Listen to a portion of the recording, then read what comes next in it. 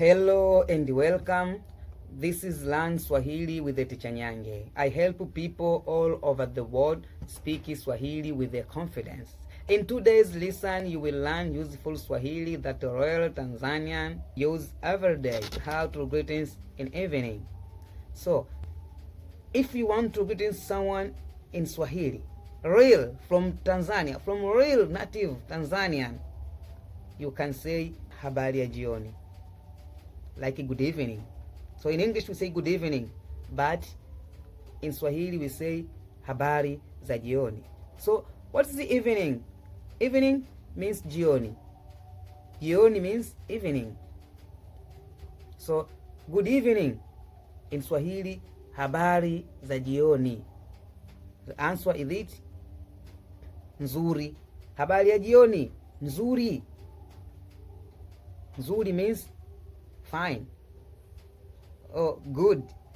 Habari za jioni, nzuri. Oh, habari za jioni, mbaya. What is mbaya? Mbaya in English means not good, not fine. So, habari ya jioni, mbaya. If we work in bad condition, you can say mbaya. But in Tanzania, most of people, they answer nzuri. Even they have a problem, even they have hungry, but they say nzuri. So that is your choice. Not must be to answer nzuri. Sometimes you can answer mbaya according to your condition. So let us get it practice. Habari za jioni? Yes, nzuri. Habari za jioni? Yes, mbaya. That is greetings special for evening. That is our greetings. Every day we are using that greetings.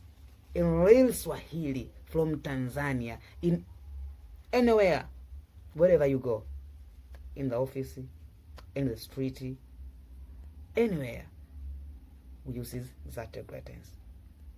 So, if you have any question, tell me. Don't forget, my friend, if you are a real friend, don't forget to tell me you watch this video clip from which country. I want to understand that. You watch this video from which country? Then, don't forget to subscribe to the channels. Learn Swahili with the Teacher Nyange YouTube channel.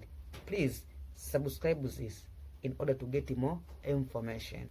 Then, don't forget to follow in our social media.